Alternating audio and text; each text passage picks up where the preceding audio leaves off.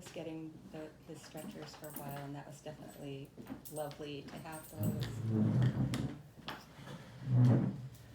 His. Honestly, yeah. Yeah. Yeah. That's For great. a while, it was an era. It was. And the funny thing about John was that every time he'd be here and he'd deliver more stretcher bars and he'd be walking out and he'd stop just in front of the door and he'd go, "You have too much inventory. You shouldn't have all this inventory. You've got to move this inventory." You know? And I think this is the only person who's ever talked about the work as inventory. In a kind of mercantile sense, Yeah. right? Now we're all talking about, doing inventories of our work and the software and the this and the that. But that was like the one person who talked about all of this stuff, this inventory, move it. So, Are you ready to jump in? I'm ready to jump into questions. Questions, all right.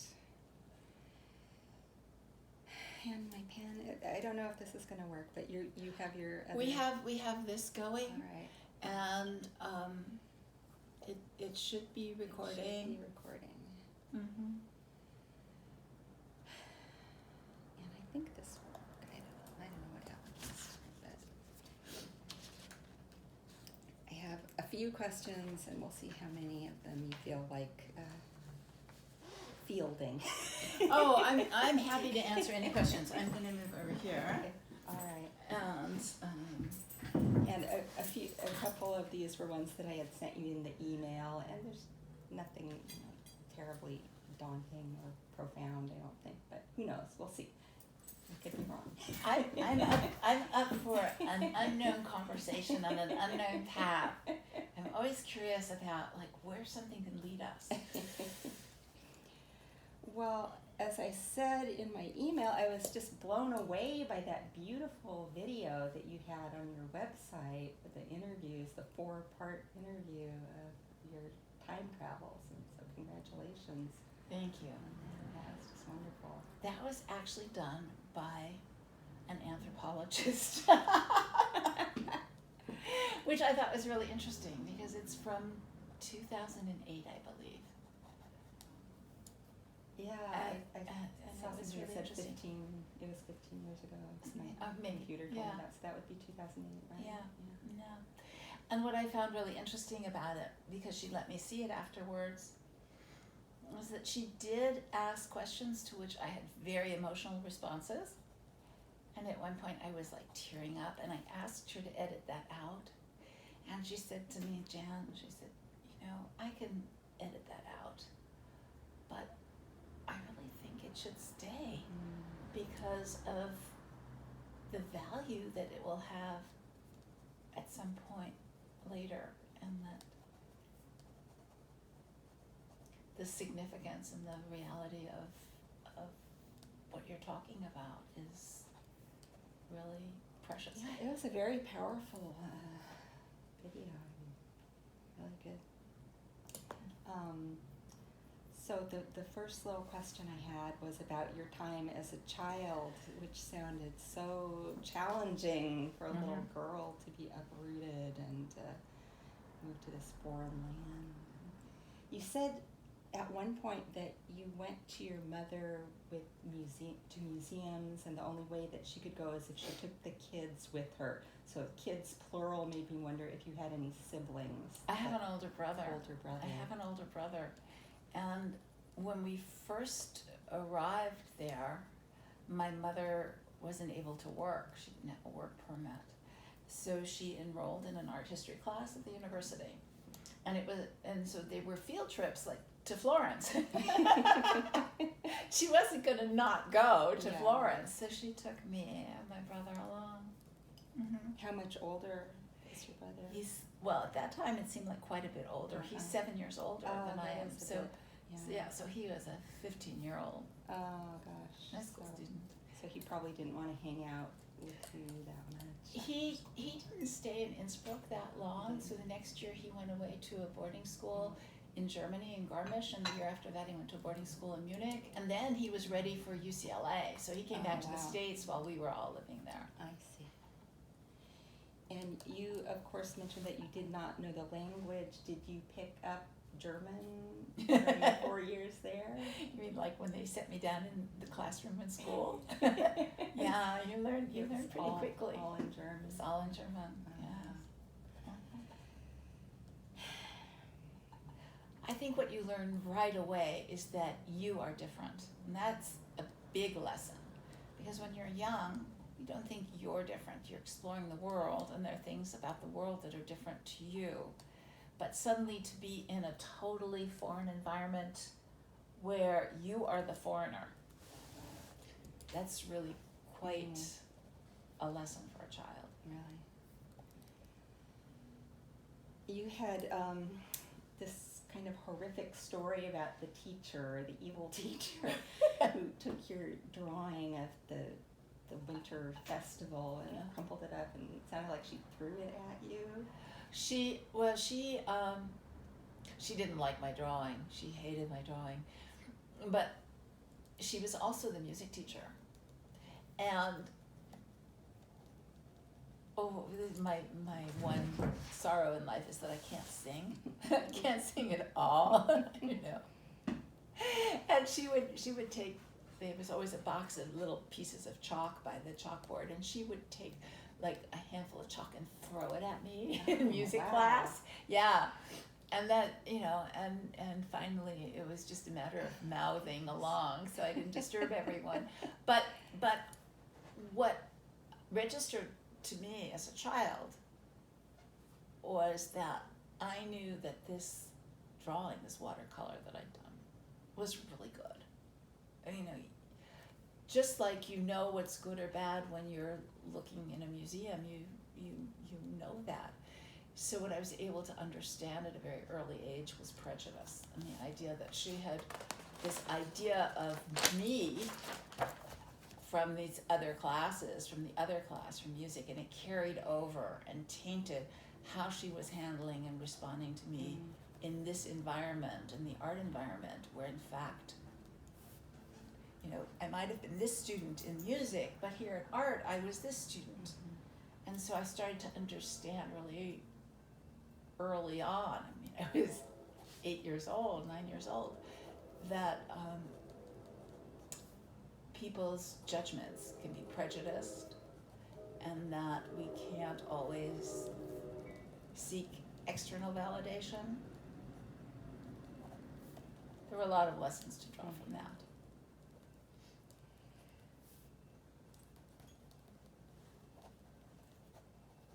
So, did you have other more supportive voices in your life as a very young artist? I was really fortunate when I came back to LA, came back to California, and had, in fact, a great art teacher. I had a really terrific supportive art teacher.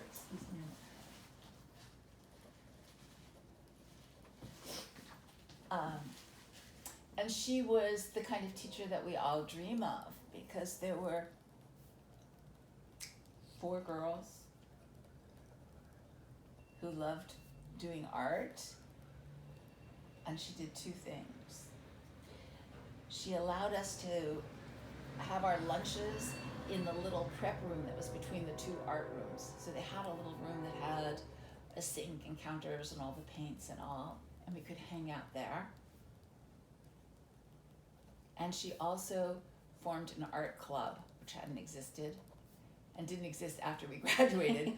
But for those 3 years, she stayed after school one day a week, and she was doing whatever she was doing, and she let us be in there being arty kids, right? and all that, girls. We happened to have been girls. It wasn't an all-girls Planned. school, but we happened to have This been all was girls. junior high? This was junior high. And then when I was in 9th grade, was the train? Yeah, it was the train going by. They had a program at UCLA for high school students. So when I was in 9th grade, she nominated me, put me forward for that program. So each school could put someone forward for that at that time. being ninth grade, I could do that. And that's when I had my first class with Charles Garabedian. So I absolutely adored Chaz, as you might imagine. I mean, I was just, the whole idea of like being in Westwood, you know, all day on Saturday, and the idea of just hanging out with all these other kids also who were really serious, and they were all older because they were true high school students. Most of them were 17 and 18. And then Where was the class held? it was held, UCLA had an extension building on Westwood Boulevard. It then, probably when you were a kid, it probably had turned into Alice's Restaurant at that time. But it was very romantic because the studios were huge and there was a spiral staircase between the floors, and it smelled of oil paint. That sounds lovely. And you just got to spend hours there without anything else. It was really terrific. And then she left the school. Do you remember her name? Yes, I do. It was Cheryl Hess. Sherry Hess. And I'll tell you more about her because she went to Palisades High School to teach. Okay. Is that where? No. It was in town in Pacific Palisades, so that was also very sophisticated from growing up in the valley. So being you in did go Palisades. there. So one of my best friends at the time was lived there and was in the Pali district, and we convinced our parents to let us do a little exchange program. We did an inner city exchange program, and we switched from one school to the other for a semester. So I went there in 10th grade, and then she put me forward again in 10th grade for this program. So I got to be with Chaz a second year. You know, just the hours of just working independently. I mean, as everyone did there on these projects. Chaz is very dry humor. And Chaz is just like so dry humor. But there were coffee breaks, and to sit with Chaz and one or two of the guys, and these classes actually were mostly guys, so it's a big shift. And the conversations and just that attitude and seriousness and identity. I mean, if you were doing theater work, you know that you create these bonds, even if they last only for the show, and they usually do, right? And for that particular production. But while you're together, you're somehow bound as if you had a common history and a common family line. So that was really terrific. And then she gave us also an incredible learning experience. We put together an art show at the end of the year, at the end of the semester. We learned to print up invitations, send them out, invite people, sell our work. You know, to sell work for like $10 or $15, that was a lot of money then. I mean, you could, you know, if you were a teenager, you could fill up your tank of gas in your car, and you could go out, and you had a lot of benefit of that. And you could also buy a lot of paint for $15 too. And were you working in oil paint? I was working in oil paint. Yeah, so I started working in oil paint in 7th grade. But again, not in class, but in after class, you know, being there after class. And in the summer. And in the summer. And in, well, the classes with UCLA were during the year with extension. They were on the weekend. They were on the weekend. Oh. They were Saturday, like for hours on Saturday. Yeah, and then I continued once I was in that program. In 11th grade, I had a class with somebody who was really engaged with the students and was very open and generous as a teacher, and that was Roberto Chavez. And Bob Chavez was really central to the development of the Chicano art movement in LA. So this is going back to, where were we? 67, 68, 69.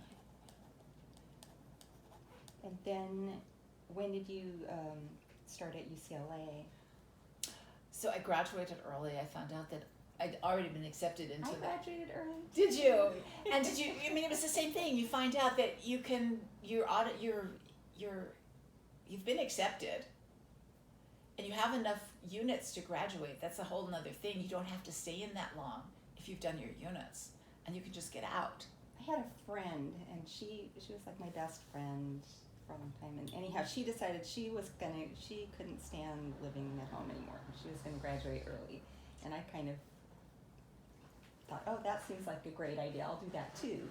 So I signed up for this plan, and then once I set the wheels in motion, it was kind of too late to back out, even though I realized later that maybe I could have benefited from a senior year of high school, but I graduated as a junior.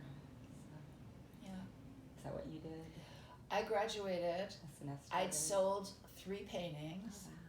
I had a friend who was a year ahead of me, so she was up here at the Art Institute, and she had one roommate, but she had a 3-bedroom flat. They needed another roommate, and so I came up, and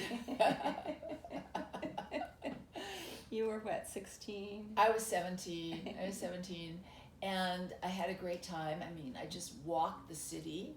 I hung out at the Art Institute.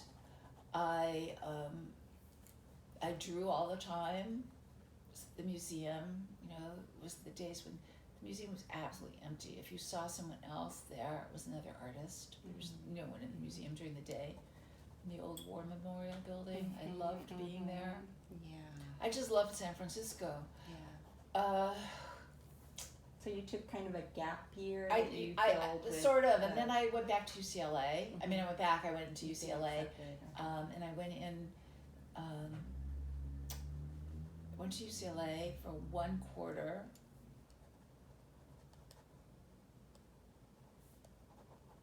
But when you say you think you could have benefited from that extra year in high school, it's only retrospectively that I see how I rushed through everything, was always eager for the next thing, thought the next thing was going to be the thing that matched expectations and the kind of ideal that one holds.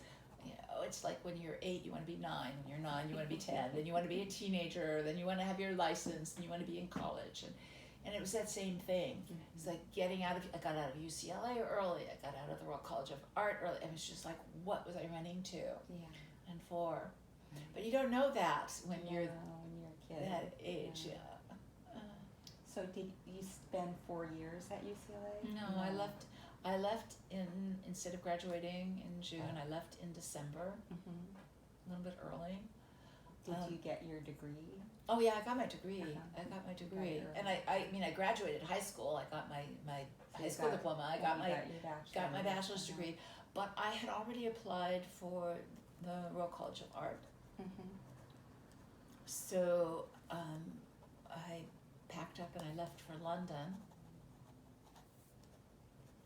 I did my interview. What drew you there? So we've spoken about how we've lost people in these last couple of years. And I lost a very dear friend, a wonderful artist, Pierre Picot. And when I met Pierre, I knew Pierre from when I was 13, 14. So I had just come back from living in Austria. And Pierre was from Paris, and he'd come over when he was 12. So we had that common otherness that you get where you're never at home anywhere, but you can always be at a home and adapt anywhere over the years, but you're also different. And he was an artist. So he was your age? He was a bit older. He was a bit older. So he had but his best friend and one of my best friends were brother and sister. So like after school, we were always in that meeting point, that house between us. So Pierre and I were doing all the stuff that young artists do. We were going to openings. We were going to the international newsstand in town where we could read all the art magazines. I mean, kids now don't even want them. You have students, nobody wants to touch an art magazine. But then it was so precious Yeah. to have it, and we would just stand there like, you know, like thieves in the night reading in the newsstand. And then we were at UCLA together. Mhm. Was there a So- romantic interest? No, just Pierre's like my friends. brother. Okay. All these years. Okay. All these years. So the risk of starting to well up again and start tearing up and crying. But at my mother's funeral, my kids and husband, they were pallbearers, but I was on Pierre's arm. He walked me to the graveside. He's very important as a friend. And he passed away. He moved back to France, but he passed away 2 years ago, August 7th. Just now.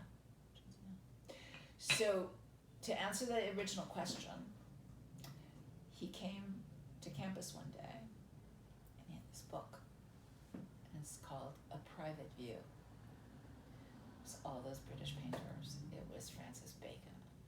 It was Kossoff. It was Frank Auerbach. It was all this incredible painting. It was the people from the Royal College of Art. And being a figurative artist at that point in time, which I think would be really hard for anyone now to understand because everything is allowed, everything is fine. But there was such rigidity and a kind of Catholicism to the critical dialogue at that point in time. So the idea that I would be going someplace where it was okay to, one, be a painter, and two, be a figurative painter, and three, even narrative. Yeah.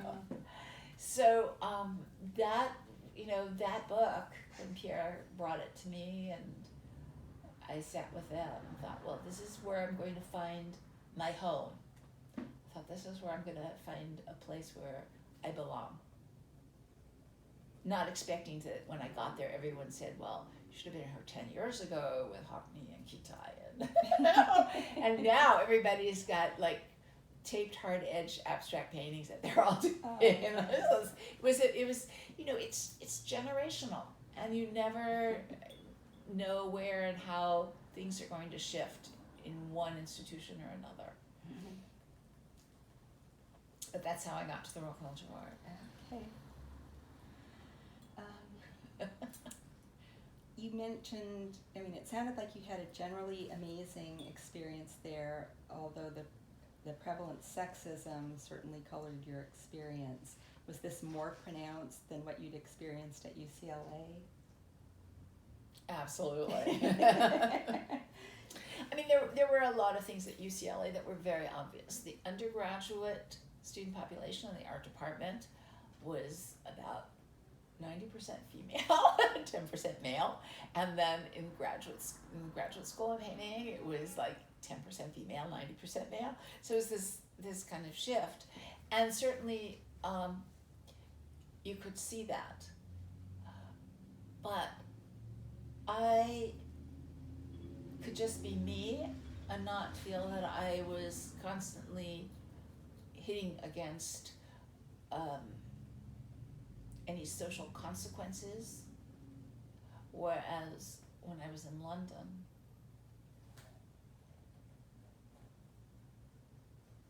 there was such an exclusion. Would there be events or cliquiness that you were excluded from parties or gatherings, or? It's not that. People will experience that at any point in time, depending on their personalities and their comfort level socially. But things happened that had never happened to me before. They had this is going to be documented. You can edit it out. I'm happy to omit anything that you don't want shared. This probably doesn't need to be reiterated because everyone's got their stories, Right. But for instance, and this was just so common. This must have happened to everyone, not just to me. Mm-hmm. It's not,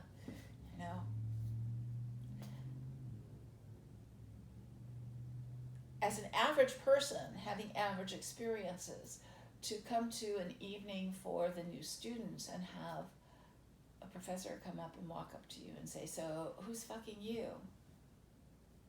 To go to a dance, because they called them discos. They had dances at the college that everyone came to from all over. It wasn't just RCA students, and to be with someone and have a student from the RCA come up from behind and put his hand down your dress and grab your breast. I mean, things like that were happening. Those kinds of things never happened to me at UCLA or in California. That kind of there's a very and it was always drunken. There was always the excuse of heavy drinking, and drunken groping in Royal College. But as I say, this is not anything that's nothing new. It's nothing new, and it's nothing extraordinary, and I'm sure it happened to absolutely everyone else. But maybe the boys too. Probably.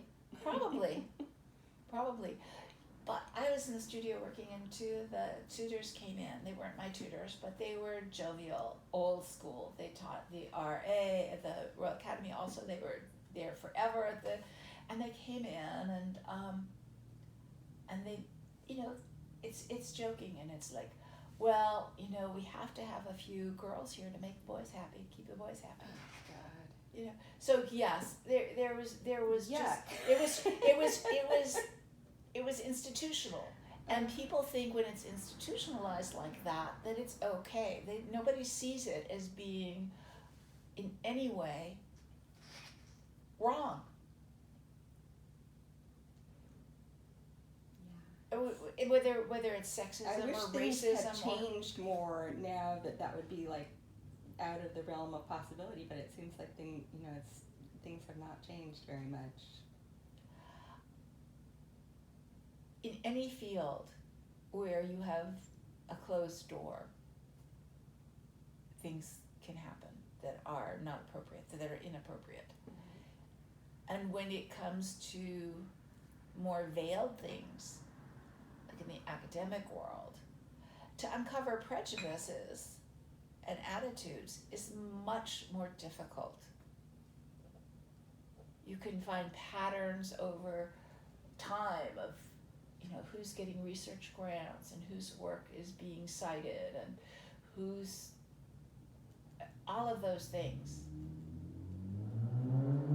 But those can be relegated to statistics that are not readily articulated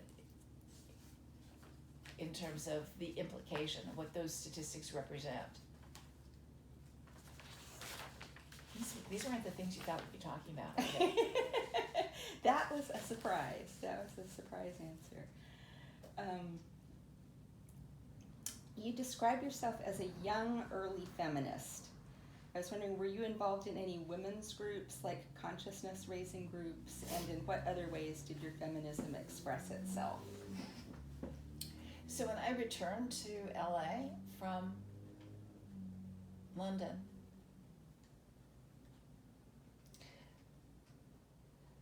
the friends I had who'd gone, everyone went to different places, but I had friends who went to CalArts. And a really good friend of mine, Robin Mitchell, went into the feminist art program with Judy Chicago and Mimi Shapiro.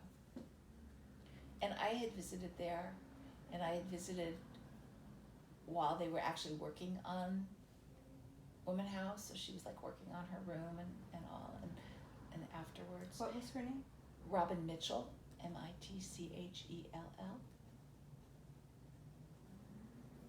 And we had first met in a class of Lynn Folks at UCLA, I think 19. Sounds so funny now. But when I came back, I found that amongst my peers and everyone my age, that their groups had already pretty much solidified and formed. and they weren't open to having a new woman coming in, a new person coming in. So I had made overture and been rejected. And that was okay. I mean, I understood that. But what I did become involved with was a group of artists who came together to organize the following. At the time of the exhibition that Linda Naughlan and Ann Sutherland Harris did for LA County, Women Artists 1515 to 1915, we got together to have exhibitions of contemporary women, to bring that up to date. Mm-hmm. So I was involved with calling every gallery in Los Angeles and asking them to devote their space to a women artist. I mean, today people would think, well, what's that so special about that? We have this every single year with International Women's Day. We have, Black History Month. We have it throughout the galleries. We have Latino. We have a month for everybody. But at that time, the idea of doing an all-women show was really, it was, I would say, even an anathema to many. But we managed. We did this whole program. We did a big poster. We did all of that. So that was, a focus. I mean, you may find that you can't do this, and you thought this was the way to express your political, social, artistic vision and commitment, and it doesn't work. But that doesn't mean that you can't create some other form, and you find a different venue, you find other collaborators, you find a different audience, and you find a way to make your voice heard and have some influence and impact. Maybe impact, I don't know about influence. But I certainly, right on. I certainly satisfied myself for a couple of years. Yeah, and that great. was before I came up here. That's very significant. And there was a question. My printer was having issues today, so some of my questions ended up in scribbly pencil. But this relates to what you were just talking about. It you perhaps began your life as an exhibition curator in junior high school, and you were part of the after-school art club allowed to mount an exhibition, and then you also started an art club and put on exhibits at UCLA. That seems like such a great model of empowerment. How did you overcome obstacles to success in your curatorial process? And that could apply later as well in other venues. So I think the most instructive things are, in fact, our failures. When I was at the Royal College, I wanted to do a show of women artists. And what I wanted to do was to have one woman from painting, moi, someone from graphic design, someone from printmaking, someone from jewelry. And I got all this together and presented it for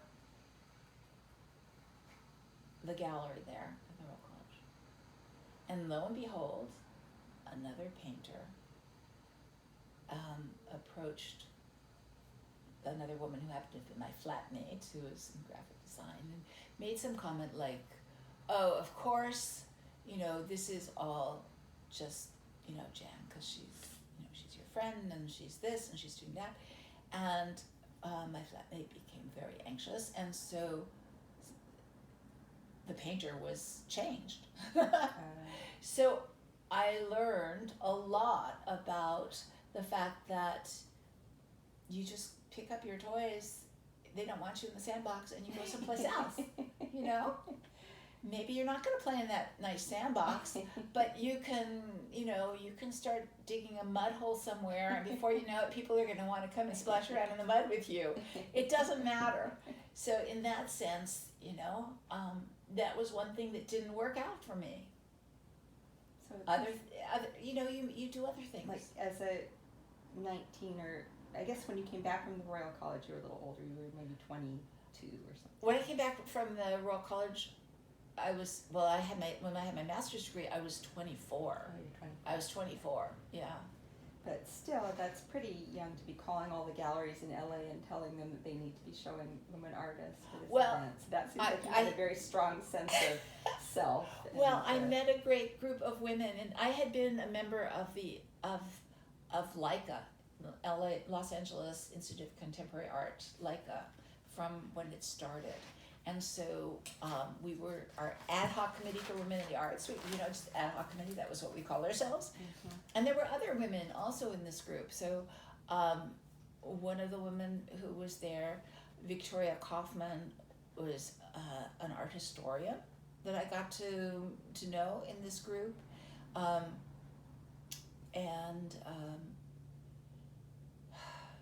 Sherry Brody, who'd been in the Feminist Art Project out at Cal Arts and had been a TA for Mimi Shapiro. So there were others, and you can break up the list and you can designate different numbers of people. But again, I mean, not everything is successful. I mean, I flew up and went to Santa Cruz because the California Arts Council was meeting, and I asked for a grant to be able to print up the poster with the listings of all of the exhibitions. So you have like a directory, right? You have some information that you can give out. And it was denied. The women artist show? Yeah, it was denied. So, I mean, then you go and you try and find fundraising elsewhere, and you just do the next thing. You're persistent. Yeah. And see, I think a little bit of not getting everything, immediately and easily is not a bad thing. Mm-hmm. It's not that we want people to suffer. We don't want the poet in the garret freezing. Mm-hmm. But it's also okay to recognize that this is one pie, and it's being divided between other people. And, one person's getting a piece and the other one isn't. And then you're going to bake another pie like the next holiday, and you'll get to rejoice and have a share. It's okay. Here's the lesson. People who've been sitting at that table a long time shouldn't feel bad about getting up and giving the seat to someone else. I think a lot of people are having a hard time with that right now.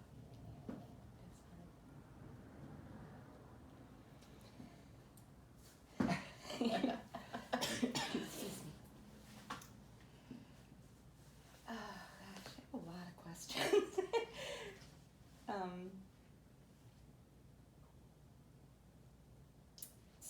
So this was what era when you're back from the Royal College?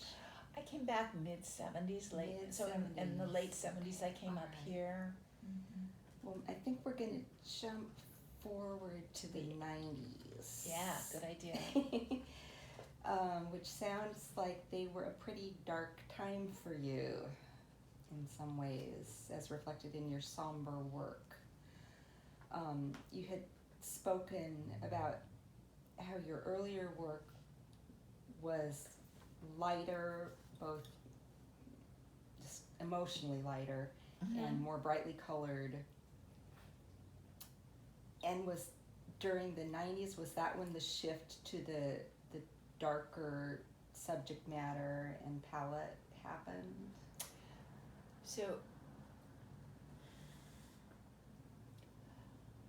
during this lighter period, I had young children, I was happy, and I had my third child in 1990. So talk about this decade. And I think to have children and to have war is very difficult. And to have environmental degradation is very difficult.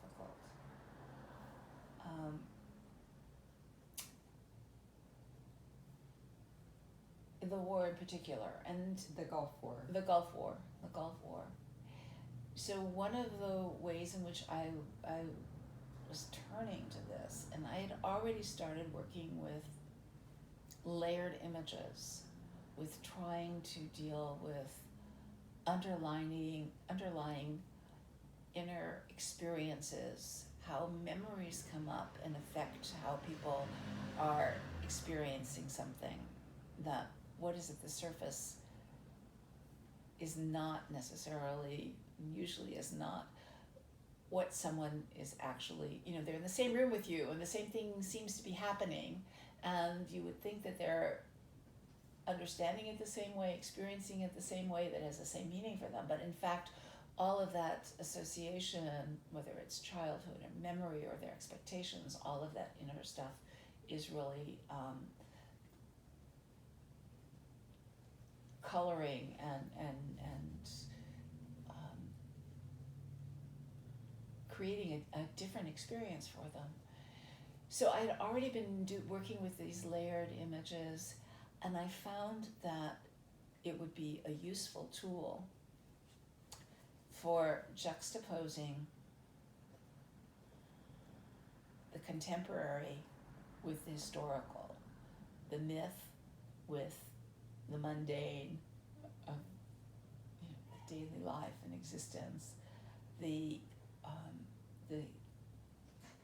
tragedy of the past history with the contemporary expression of really similar issues. So I used, for instance, I used Iphigenia, or Iphigenia, however you want to pronounce it. You can tell I went to school in Austria where we said Iphigenia and Iphigenia here. But the idea that a father would sacrifice a child, a daughter, for winds, to set sail for a war. All of those issues where I felt the sacrifice of war was of our children. And so I was dealing with this image with an overlay of a very simple school desk. So, there's so much more that goes into the image. We're spending days and days, hours and hours, days and days, weeks working on this painting and waiting for the paint to dry, and all these associations come to us, so that it wasn't just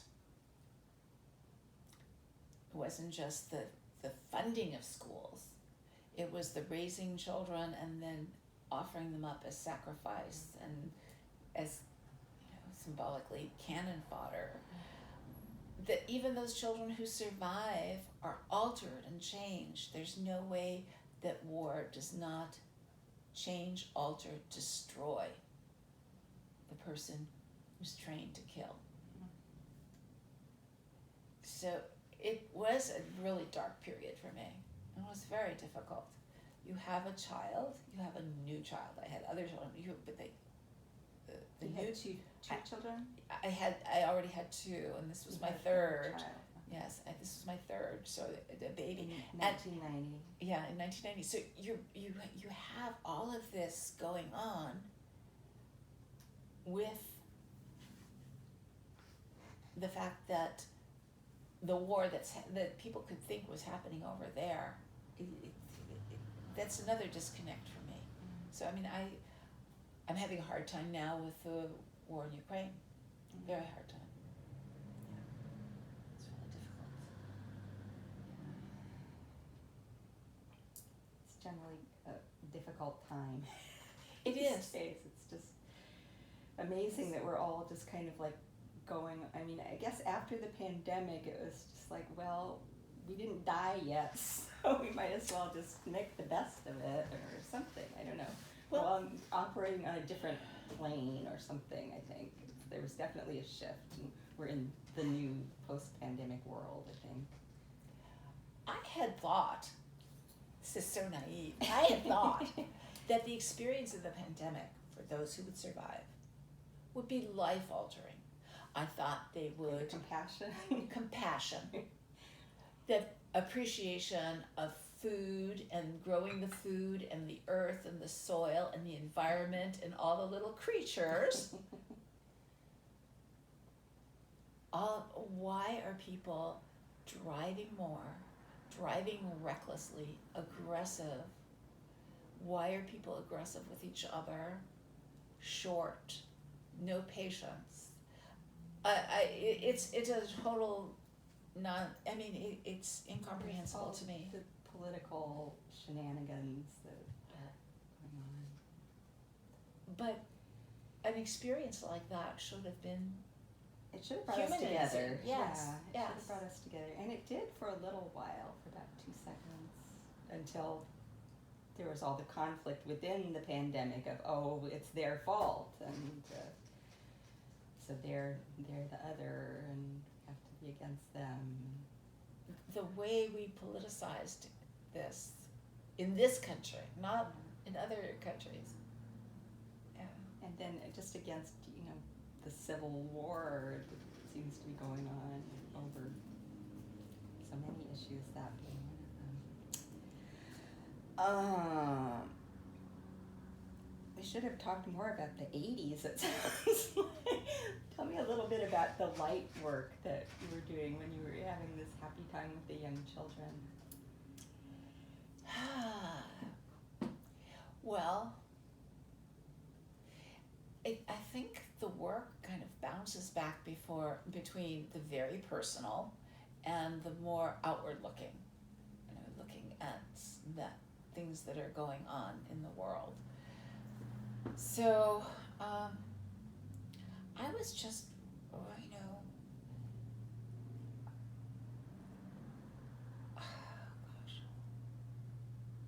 I remember images of like women under hair dryers and people eating in restaurants and playing sports, maybe. Yeah, I think all of that work led me into notions of consumerism and the different experience of the performer and the consumer.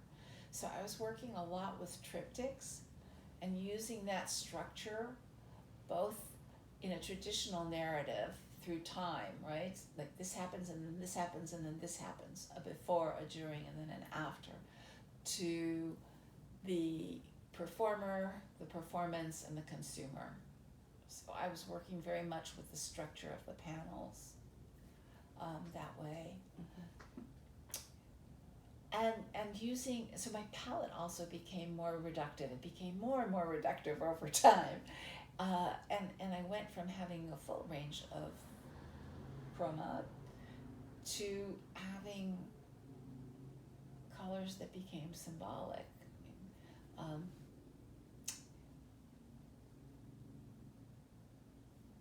The redheaded woman was always a signal for the erotic, if not the Jezebel altogether.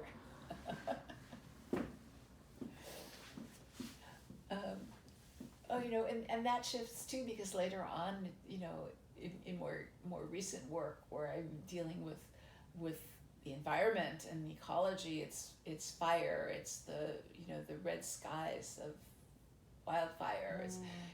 It's from now it's associated with death and mourning, but at that point in time, there was a lot of attention to gender and roles and role fulfillment.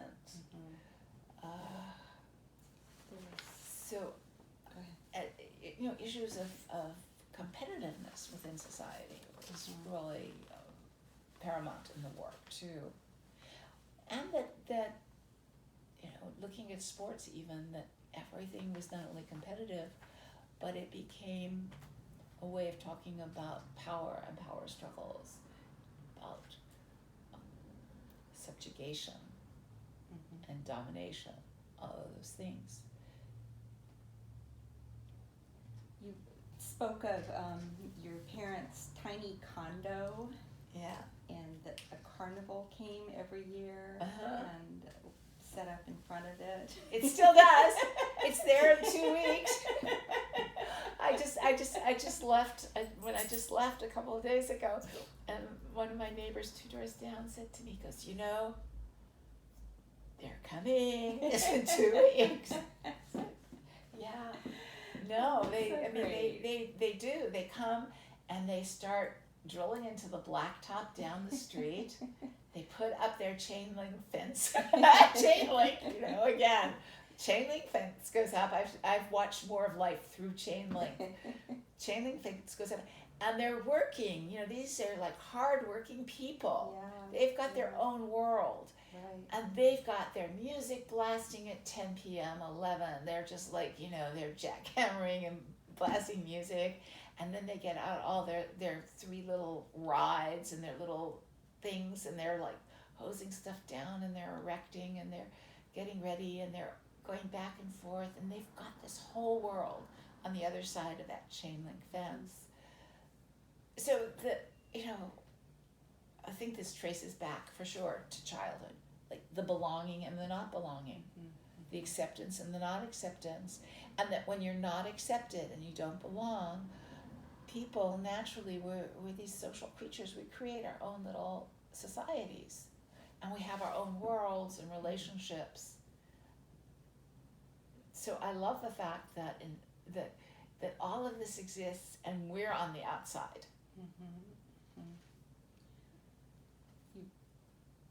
You talked about the false glitter, and also your sense of being that we are excluded from that world as a means of self-protection for the carnival workers.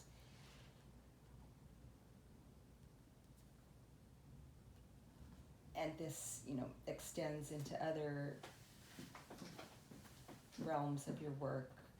I think in a kind of, with the carnival workers, they're always kind of outside of society, and it seems like you're very interested in areas where there's transgression of boundaries, or the potential for that, and maybe like there's ones with pole dancers or couples where the girlfriends seem like they're maybe being exploited or manipulated, or it's hard to tell what's going on.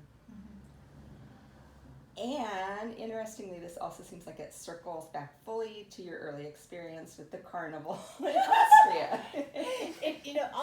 All of this does. I have to tell you that I love the unexpected, and I think that's part of it, is that there's so much that we don't see. But it's there, and when we come upon it, it's fascinating. I pulled up to a parking meter on Howard. I had to go into the museum, into SF MoMA. And lo and behold, there was a parking meter on Howard. So you can tell this wasn't yesterday. Can't park anywhere anymore. So I pulled into the meter, but I didn't have the change. There were 2 young people. A young girl, a young man.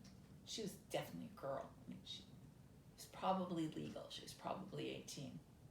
And they were crouched on the sidewalk with their backs against the wall, and they were smoking. And I went up to them and I said, "Would you by any chance have change of $1?" And the girl said, "We're just people." Yeah. And if we're going to get hurt, if someone's not going to see that, if someone is ill, it's going to happen. I mean, I don't want to be careless and jump off a cliff, but we also make judgments about, if they were 2 together and they were having a conversation. Excuse me. Maybe smoking crack. No, they were smoking cigarettes. All right. Well, that's a little bit less menacing. No. And the girl said, "No, but why don't you go inside and ask?" Remember, they were right by the door, so I just walked in the door. And I walked in, and it's dark. I didn't look to see where I was walking in. I just walked in. Dark. And there are all these men at little tables in the dark drinking. And there's this pole dancer. And then there's the bar. And then there are the waitresses. and I asked, and they were very friendly, and they gave me change for my dollar. I put my money in the meter, and then I looked up, and it was the Gold Room or the Gold Club, right? It's like that men's club there. I don't know what that is. It's right there around the corner from the museum. But the point is, this was 11 a.m. and there were all these lonely souls, these men in there, and the girls. And yeah, of course you've got to do a triptych of that afterwards.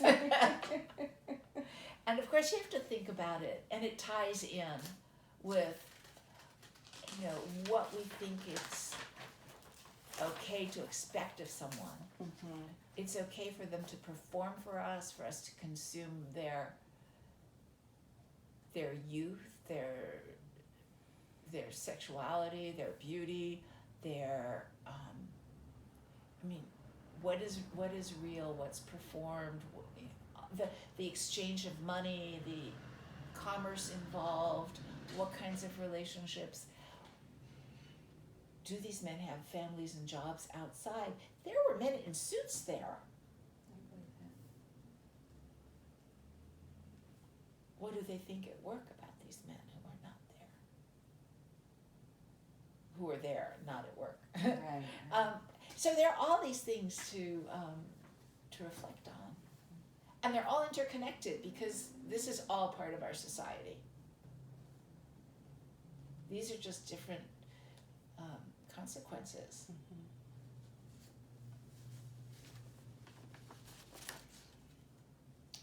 Just briefly going back to the issue about the Gulf War, which affected you.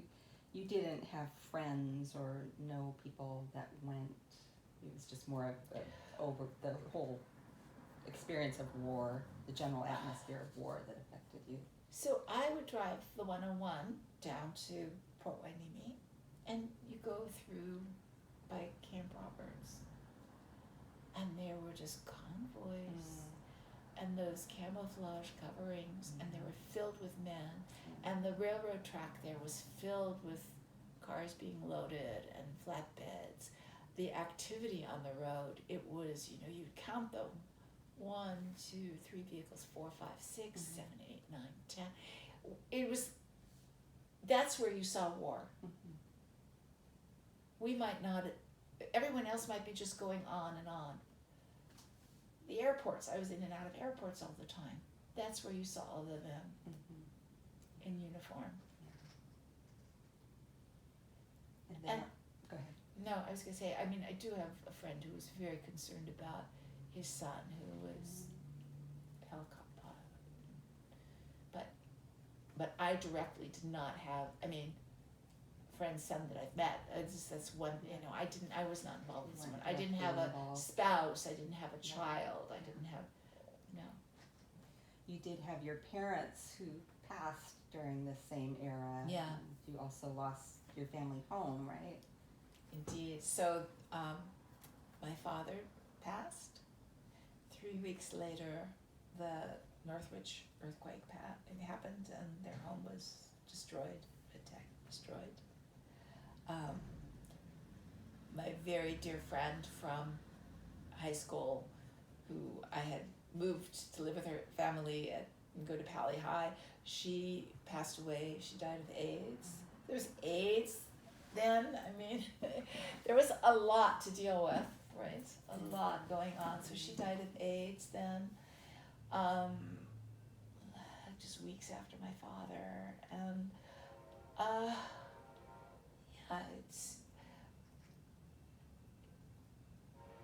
it's not that it's necessarily morbid to think about these things. I think it's really important to be able to integrate these things into our music and our theater and our writings and our visual arts.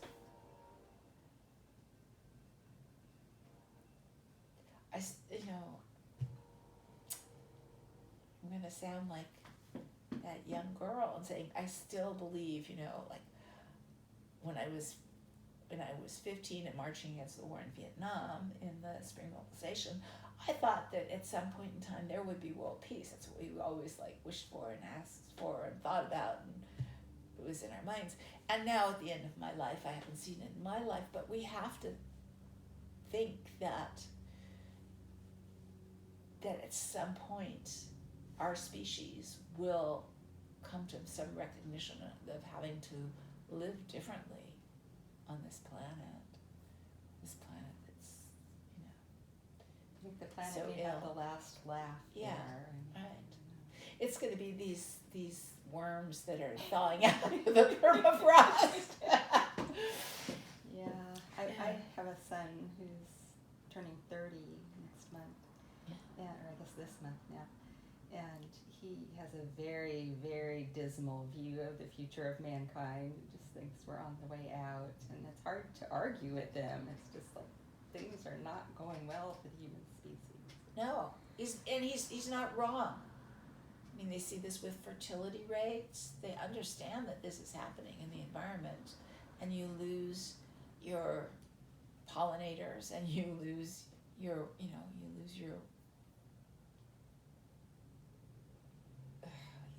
plant life and your animal life, and you lose everything becomes contaminated. Those that are hardy, these little species will come and grow, and The cockroaches. cockroaches, yeah. Cockroaches, deep dark critters. But yeah, and they have very good reason to be incredibly angry about all They're of this. not so happy with all the boomers. It's like, why did you destroy the world? What were you thinking?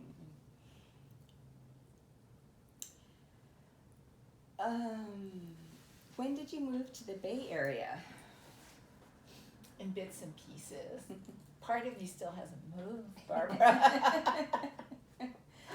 I mean, so my youngest said to me that, so it was like birthday 18, right? Okay, Mom, you can move back to LA now. And it's like, what? Did you know that? Why do you say that? Could you tell? So I'm back and forth every month, but or every other month if I have to. But I got my first studio up here in '77, and I gave up my studio down south. Was that the one in Pasadena? No. No, I had one I had one on the corner of Hollywood and Vine. No, Hollywood and Western. It was Hollywood and Western, and the building was called the Hollywood West Building. And it was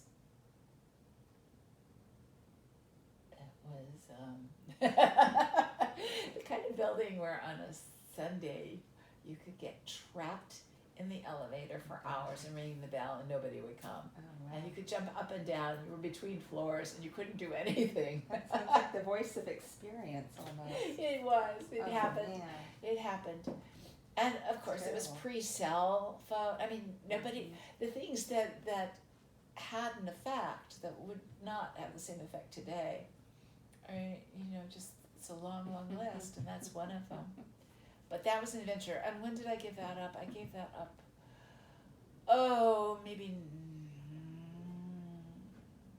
1979, 80, I think.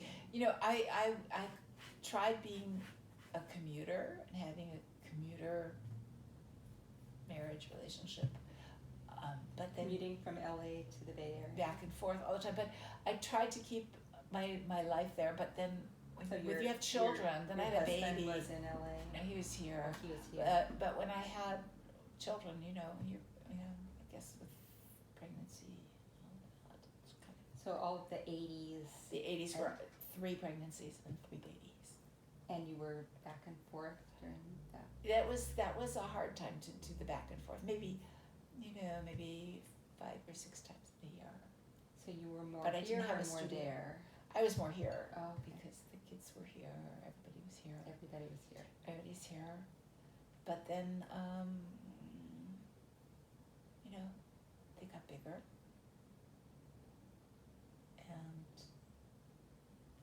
I had more time. But LA where I'm really happy. I mean, it's not that I'm happy. It's just like, it's like normal. As you know, it's like you're not even noticing that you're calmer, that you're in the right place. I had somehow visualized you going through those decades down there and then moving up here in the 90s. I don't know why I thought that was it. Because that's when I started teaching here, maybe that's it. That was at UC Berkeley Extension. That was Berkeley Extension what and the year? ASUC Art Studio.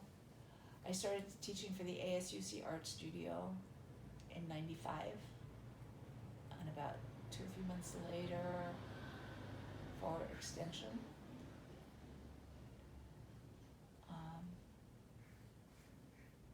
Yeah, and basically taught through until I went to the Richmond Art Center.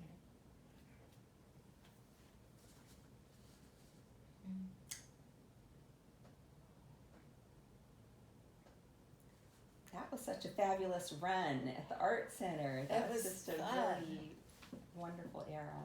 It was so fun. I mean, I got to have in my hand such great art and work with terrific artists, collectors that were just so wonderful and generous. Everyone, foundations. I loved it. How many years were you there? It was just the blink of an eye. It was the blink of an eye. Yeah, so I did a year of just curating before they hired me. Mm-hmm. So I wasn't on staff when I did the Diebenkorn or the Mildred Howard or anything. I just did that. And then they hired me, and then I had a couple full years, and then I was on contract for a couple more shows, and then the next year. So altogether, it was, the whole time period was 4 years. Yeah. Sorry. What a great experience. It was.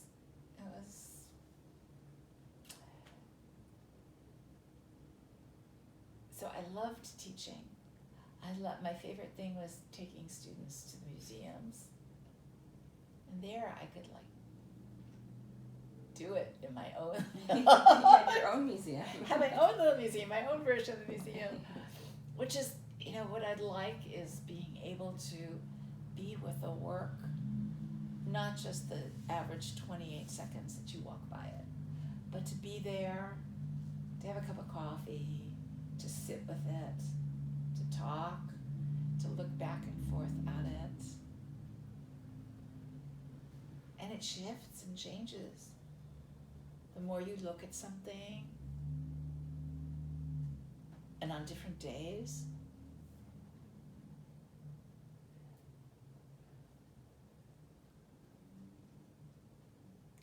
it's a great privilege to be able to do that.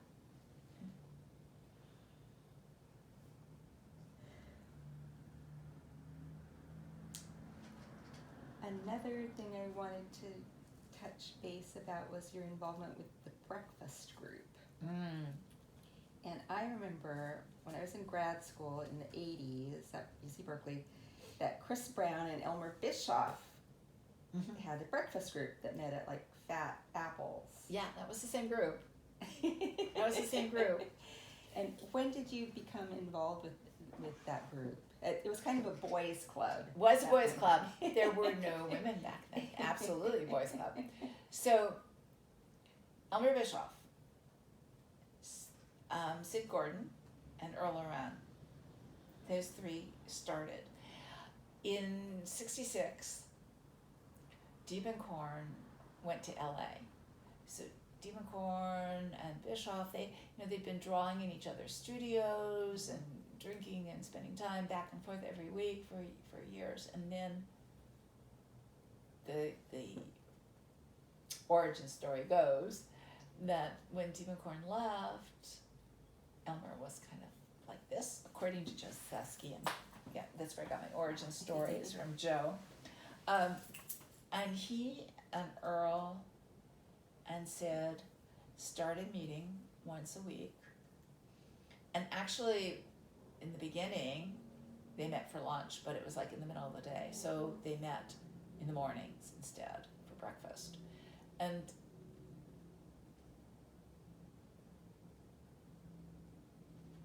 I think then, I mean, the group grew, had more people that came in and out.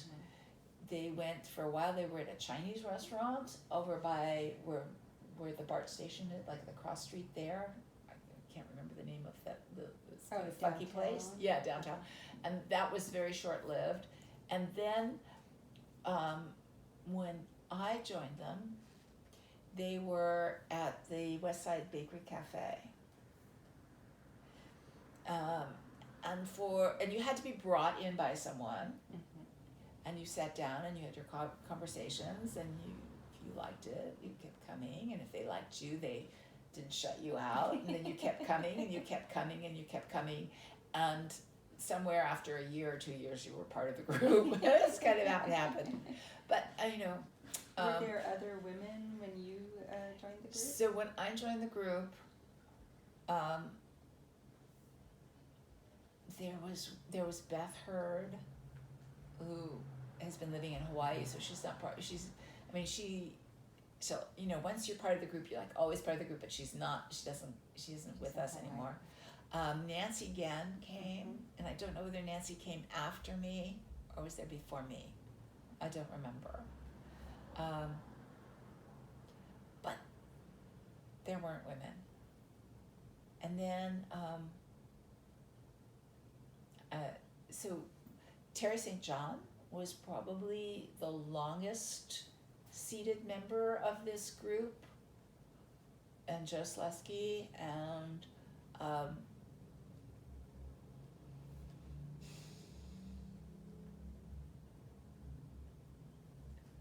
there were some people who were very close to other people coming. Marvin Lipovsky was part of this group, and he sat with the Friday New York Times throughout the time he sat there and never had conversation, But there were also guys who did not like the shift in this group and the women, and they went off to another venue and day of the week and all. They had their other. But there are a lot of women now. So it kind of split into two groups? I think there've been more than there've been more and more. I mean, I know So that some. I mean, at one point in time, like most of the Richmond Arts Center, I was going to 2 breakfasts before I got to the Richmond Arts Center. It's like, it's good. Then it's like, I love this, like Terry was like, I love this place. They make the French toast just right. And then he doesn't like the other place. He tried it once, and everybody else likes the other place. And then there's the split, and there's no reconciliation. And I tried at one point. I said, okay, let's do potluck dinners and studios in the evening, and then everyone can come together and we'll rotate. And that, we went through like 12 studios in a year and a half, and then everybody was kind of done. And about a year later, I said, why don't we do it again? And we kind of went through like 3 or 4, and then everybody was done. They didn't want to do that. But so it shifted. And it's shifted, and after I got everyone to like get their stuff together to do a book, then I went to the Richmond Arts Center and I said, look, this was a breakfast group. The breakfast group, yeah. Then we did a show at the Richmond Arts Center. I didn't realize that. And I did 9 weeks, 10 weeks, and I did. Was that while you were? It was before. It was before the Deep and Corn. It was about 6 months before the Deep and Corn show opened, and I did like a spotlight show, changing every Monday. Show would come down and a new one would go up. So it was a concentration. So everyone had a couple of pieces, but then they could have like a solo thing, and then they could do a talk and a workshop. And we did a breakfast there in the Arts Center every weekend that was just open to everyone in the community. That's great. So we did that for 10 weeks, Wow. which was pretty exhausting. I And I did bet, all the paperwork yeah. on it and everything, and then I did a number of other shows and we did other Where catalogs. do you get your energy? Coffee. Caffeine is really great. My drug of choice, coffee. But And you're still curating breakfast group shows. I right? did one. I did one in last summer. That was the entire summer at Grand Theatre Center for the Arts in Tracy. So it had been scheduled pre-pandemic already and got shifted a little bit. So we did that. We did a catalog. We did a breakfast with the community. I'd had a solo show there. I'd been an artist in residence in Tracy at that center in 2000 and What was the venue called? it's called Grand Theatre Center for the Arts. And I had been there in, let me get the right year, maybe 2015, I'm guessing. And they had a studio for me to work in, and I did some programs, workshop, talk, and they were just really wonderful. You know, William Wilson the second. He's a great guy. And I've noticed that there is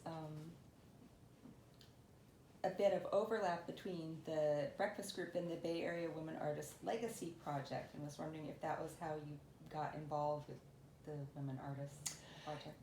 Edith Hillinger was looking for,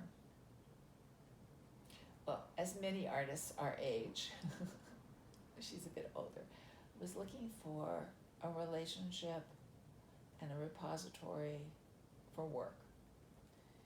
And when the first 10 women came together,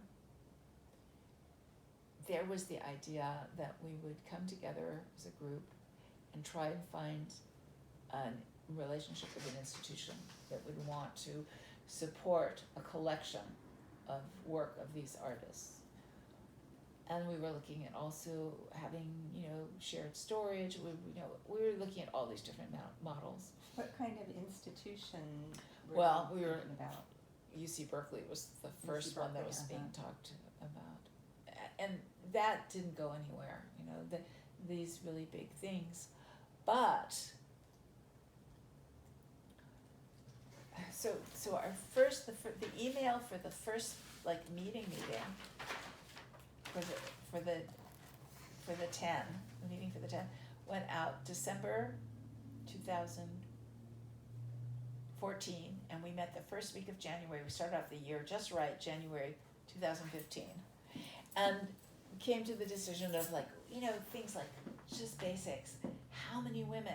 How can you remain viable and flexible and do things, and what's too much and what's just the right number and all of that. And we decided to cap it at 30 and to have women who had at least 20 years of exhibition experience and working. So you were in kind of on the ground floor. So I was in that first meeting. Yeah, I was in that first meeting. And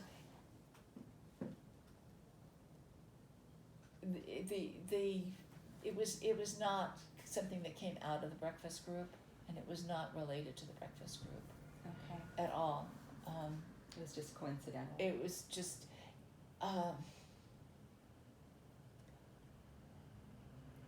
I think my greatest contribution was to point to things that have not worked, why or how they hadn't worked, and what might work. So, the idea that you start with small steps and you low-hanging fruit, as they call it, and things you could do and then build on them. So when our website was built and then the book was done, those were all things that could be added to. You could start with one thing and then you could add to it. So I don't know if you've been on our website lately, but we've got the interviews, and now it's a being, lot of great information here. and now I've been really trying to get everyone to like, it's hard as you get older, that's another thing, and your memory goes and your energy goes. But what I think is really going to prove valuable is a series of interviews that we've started that are being worked on by our webmaster of materials and processes. Mhm. So I've gone in and just gone through like just what kind of paints were being used in this period, Mhm. what materials, were you varnishing, were you putting fixative on this, what kind of paper, is this linen, is this, just those basic things for the conservation of the work for the future. So I'm sure you too, I mean, I'm impressed, you said you watched all these videos. So you go online and you see that the Menil Foundation, they've been doing this since the 90s, going in, having artists come in, talk about the work that's in the collection, filming it, talking about the materials. And I said to everyone, watch these videos. They're fantastic anyway. They're so exciting to watch. And this is what we should be doing.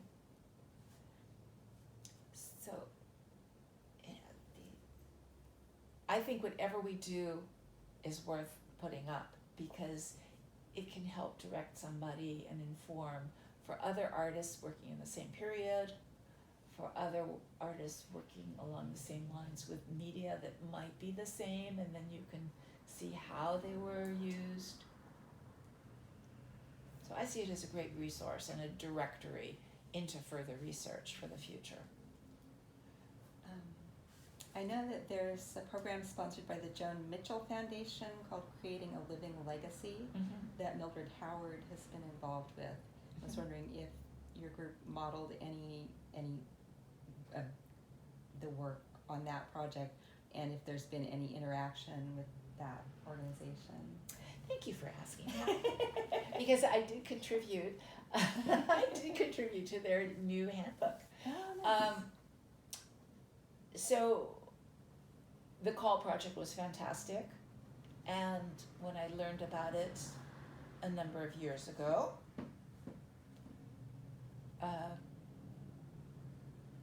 and contacted them, they were committed to their initial group of artists and have worked with them over How time. many artists were involved? I don't know, but they worked with Mel Chin and they worked with Mildred, and there's a lot to be said about that. That's one of the things that artists had to face with galleries, that the galleries that really worked with artists and built careers had a limit in terms of how many artists they could work with, unlike, well, not discounting these mega galleries that have huge staffs and galleries in every city and all, but what kind of my generation grew up with in terms of like a stable of artists that you really worked with over the decades.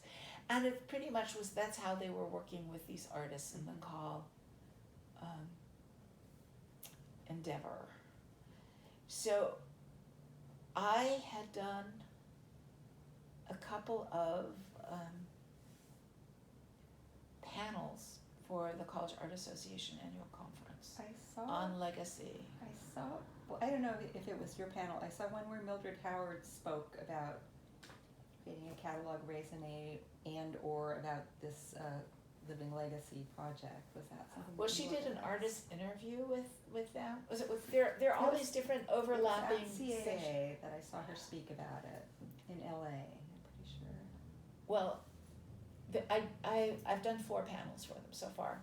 I did one in New York, another one in LA, one virtual during COVID, and now just this year another one in New York. And the one in Fuad. with Fuad, yes. Yeah.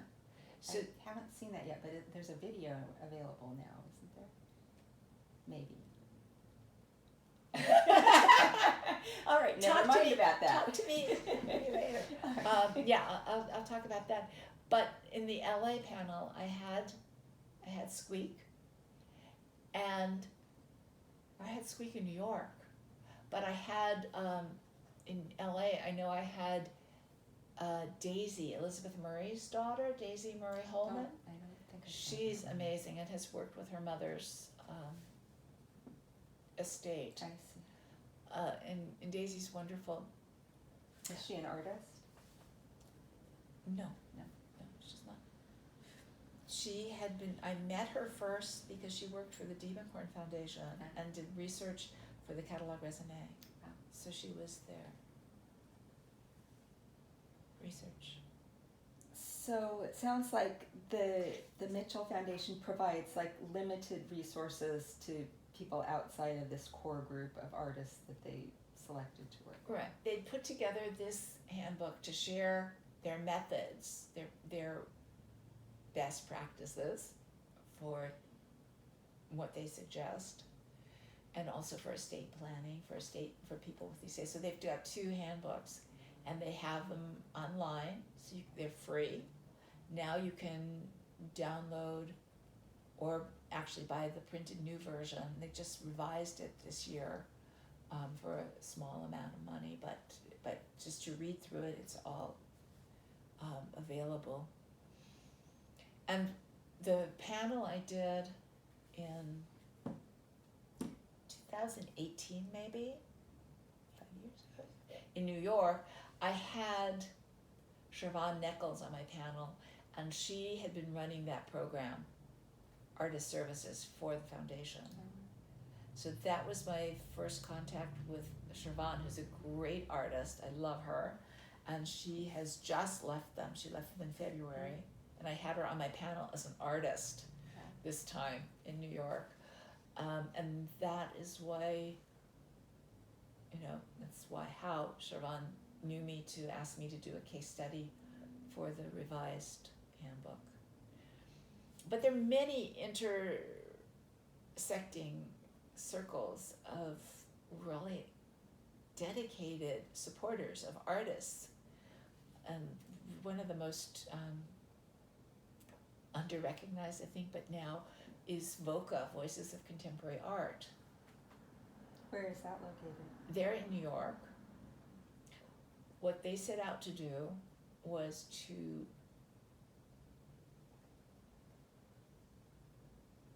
train people in the artist interview. They started having workshops in different museums. So I had applied for that, also all pre-pandemic, but just before the pandemic, I had applied and attended, was accepted into the workshop in LA that was at the Los Angeles County Museum of Art, January 27th, 28th, 2020, thinking I was going to do interviews with all of the women in the Bay Area Women Artist Legacy Project, and came back word nobody was going to anyone's studio, which led to video meetings to help them all learn to record on Zoom and use Zoom and interview each other and pair off. So all of these things are interconnected, and then after that, VOCA joined forces with the Joe Mitchell Foundation. So they're now working together in a partnership. So there's a lot of common interest, and you can do so much more when you come together. Are you, the Bay Area Women Artist Legacy Project, still meeting or? Online. Online.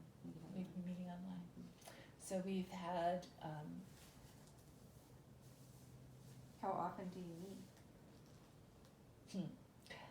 Less now than in the beginning of the pandemic. We've pretty much found a good way of working with the books, doing this remotely.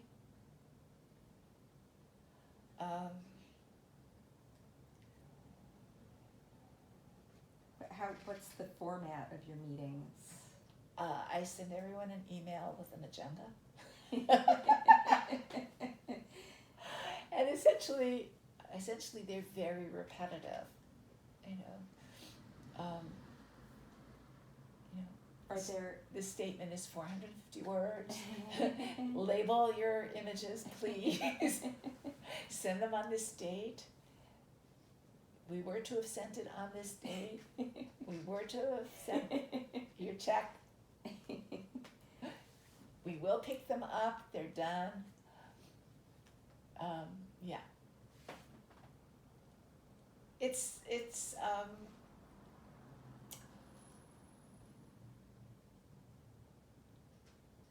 it's very easy to be taken up by all the things we have to do in life, like taking the garbage out. I remember way back when, in early young years, when a friend said, you know, if I have to take the garbage out, if I have to pick up the mail, oh my gosh, if I have to go to the bank, I can't work on that day. That's it. The day's gone. And I think, you know, it's the same thing. Why should I be working on inventorying or labeling image files when I could just be making more art? It's always a balancing act. Or like putting out fires, whatever it was like, it's due today. I better attend to that. But these women in your group, in this group, they all taught, and they worked, and they exhibited. They founded groups. They were involved with Fiberworks. They, you know, all of these things, and that stuff went undocumented. We all did slide talks that were not recorded. Nobody videotaped, even, you know, back then.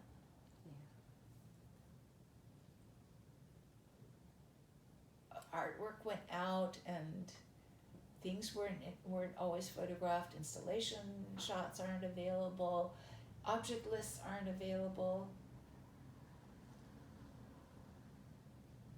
And now we've got these computers and everybody's taking pictures all the time.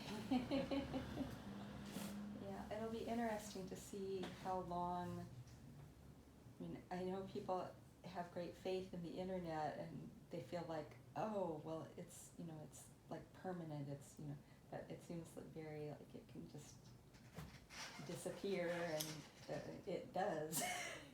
Things that you think are going to be accessible to you, work that you've created that's archived somewhere online, and it's just gone.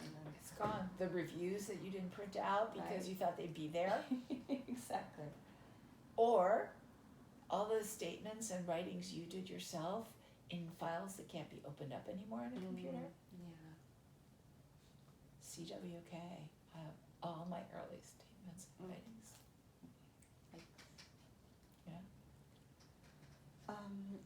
With the Women Artists Legacy Project, are there any other projects in the works beyond the books at this point? Do you have ideas for other? Well, the videos. We're working on the videos. Uh-huh. So at this point,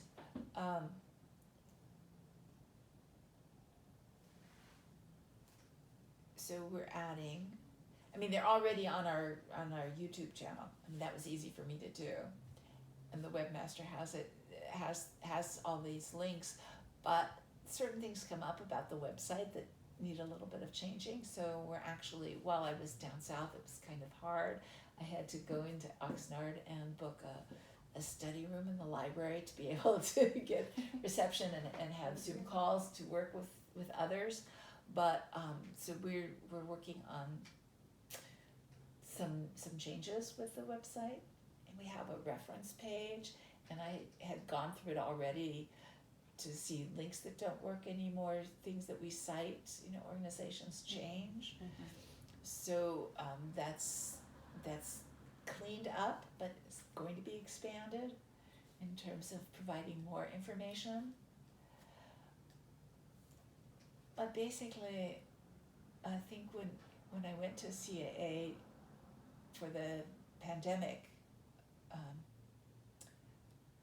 version of the conference, I was most interested in talking about what we'd done so that it could be used as a model for other groups of artists, not even just women, but artists anywhere who can come together, even if you're only 5 or 6, because you can anchor what you've done in that time and place. You can bring understanding to your own work by showing the work and the times in which it was created. It just illuminates everything.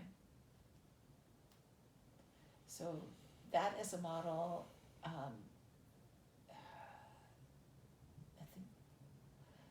think what I did was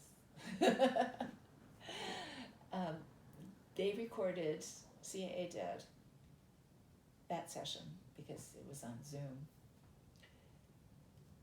And it was up during the course of the actual conference. I made a recording of the recording, and it's on my channel. Oh, okay. So you can if you have the patience to sit through an hour, you can see exactly what and how I've been approaching legacy. And I talk about not only that, but about using libraries, using archives, developing your archive, and putting it in some shape and spreading it around so that people will be able to find you. Yeah. Well, we've covered a lot of ground. I know there's a lot more there, but I think is there anything else about either your work or the group that you would like to? I would just say that it's very interesting that even though the 10 and then the 30, I will say that we had a list that was very different. When we sat together as 10 people and we put together a list, we had a list that was very different than the 30 we ended up with. We had 90 people. We had people who felt for personal reasons that they did not want to become a part of this. So that's a whole other thing. We discussed this with others, yes. Yeah. And our intention was never that this would be something that people would be focused on doing as opposed to their own individual pursuits. This is purely a documentary, a roadmap into what each of the artists has been doing. This is not to say that they shouldn't be continuing to be documenting their work, making videos, writing about their work, and making that all accessible with their website. But we learned right away with that first volume we did, which took quite a while to get together, we lost 3 members who passed away in that period. Because everyone's older. Well, one of the websites suddenly disappeared from one of the artists. And you deal with a spouse who's grieving, who does not think about the upkeep on the website. So all of these simple things for making provisions. And I think we can be helpful for a lot of other artists with these simple experiences that we've had so that they make arrangements for it, that you accommodate.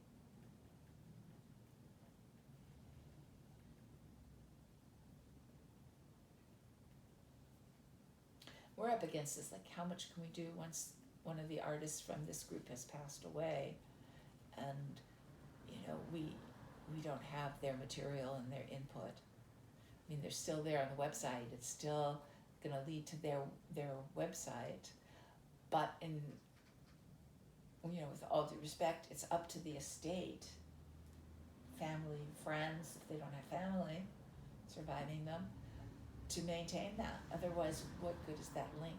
As you said, things disappear from the internet. So it's a really tough one to spend all your life. We're so focused on the weight of the line we've made with the brush or the pen. Exactly what this color is next to that, and this shape over here is like too heavy or too high. And then it can all just disappear. And should it disappear? Does it need to remain? Does it need to remain? Those are really hard questions for the families afterwards.